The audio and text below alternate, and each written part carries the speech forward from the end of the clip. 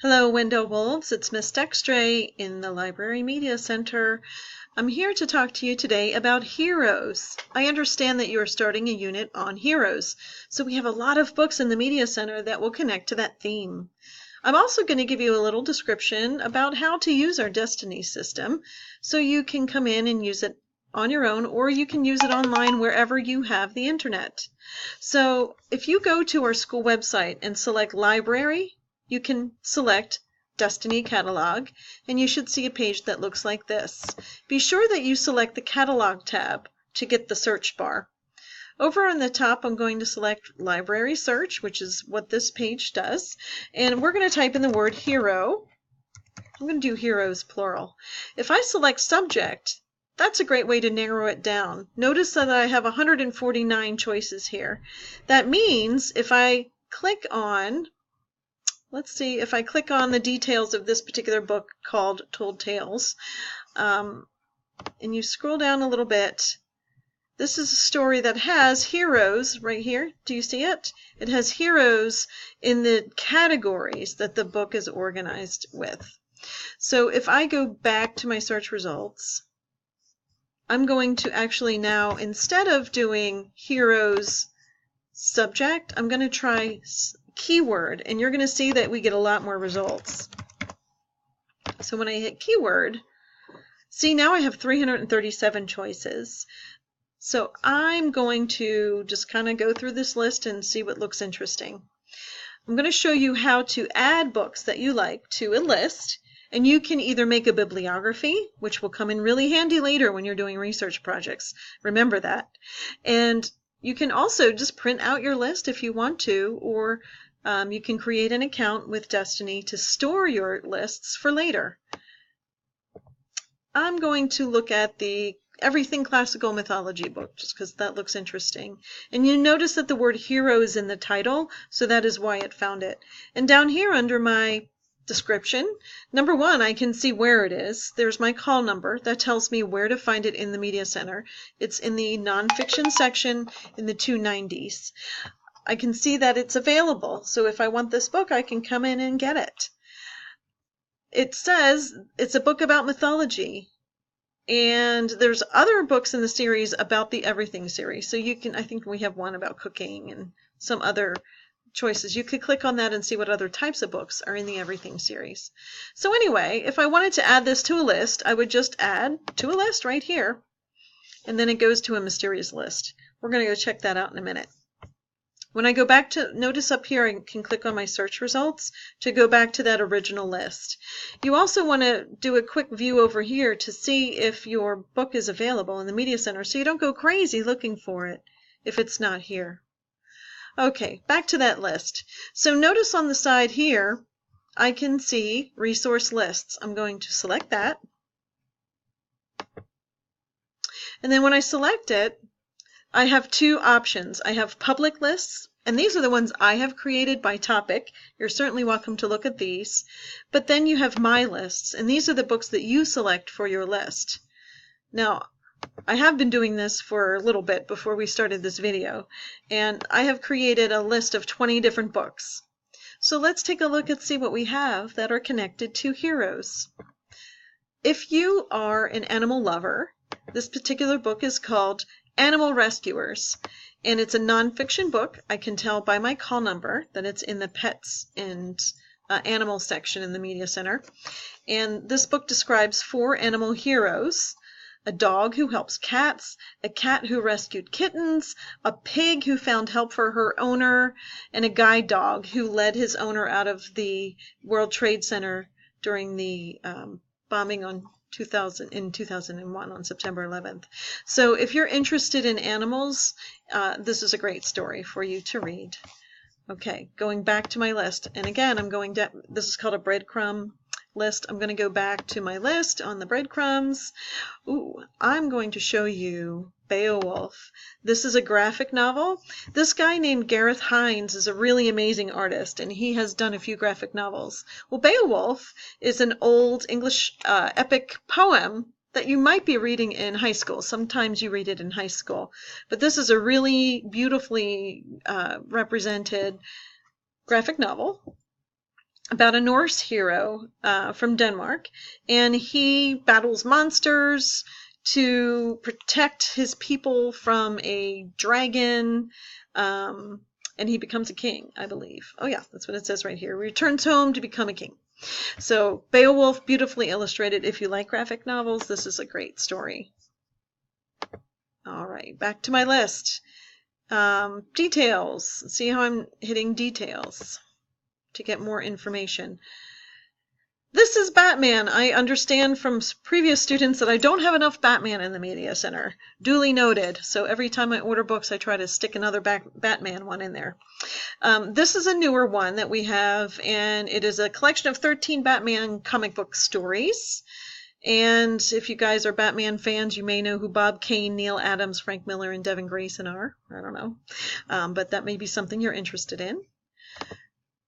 We also have this story. It's a collection of biographies on African American heroes, but it's also beautifully illustrated. Each of the biographies comes with a portrait drawing of that person. So it's kind of a neat twist on biography stories. Hooray for heroines! If you're a history buff and you like girl power, this one's for you.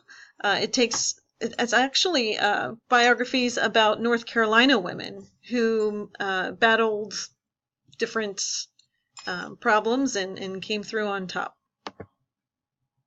This is a cute story. Some of our students have read it and loved it. It's called The Astounding Broccoli Boy by Frank Boyce. And it's about a boy who turns green unexpectedly and is sent to a hospital. And he is stuck in the same room with his arch enemy. It's a school bully, Tommy Lee Comiskey, and everyone is baffled, but Rory believes that he and Grim have become superheroes.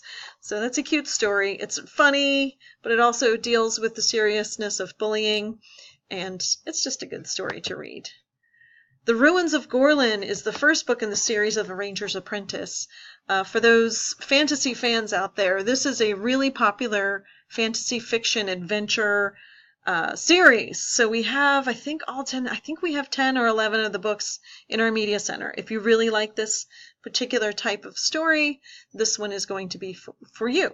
So this is a 15-year-old boy who was rejected by Battle School, and he becomes an apprentice, and all of these adventures happen to him in a series of different stories. So The Ruins of Gorlin is the very first in that series. For those Lucha Libre friends out there, this is a bilingual text. It's very it's beautifully illustrated. It's an illustrated novel, and it is a bilingual novel. When Carlitos attends a wrestling match in Mexico City with his father, his favorite masked wrestler has eyes that are strangely familiar.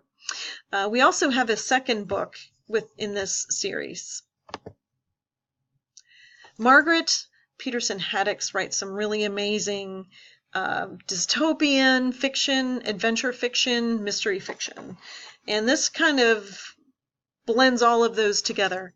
In a war-torn future United States, 15-year-old Tess saw her childhood friend Gideon and now a traumatized military hero Deck, a streetwise orphan, enter enemy territory and discovered the shocking truth about a war that began more than 75 years earlier.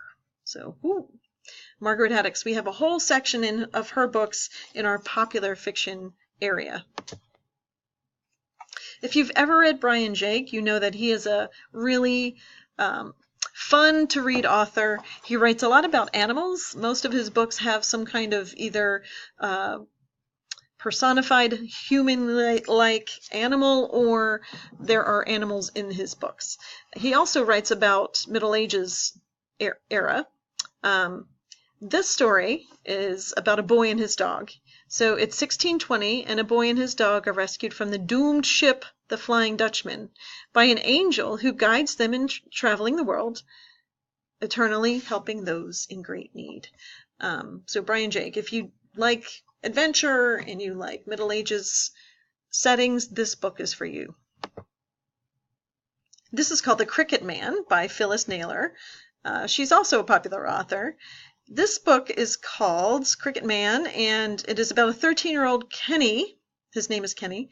He calls himself Cricket Man after a summer of rescuing creatures from his family's Bethesda, Maryland pool. It gives him more self-confidence and an urge to be a hero, especially for his depressed 16-year-old neighbor, Jody. So, he helps out his neighbor. Maybe he makes a friend along the way.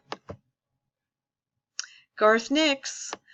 Garth Nix writes a lot of adventure fiction, suspense fiction, and this is the first book in his Keys to the Kingdom series, which we have several of those books.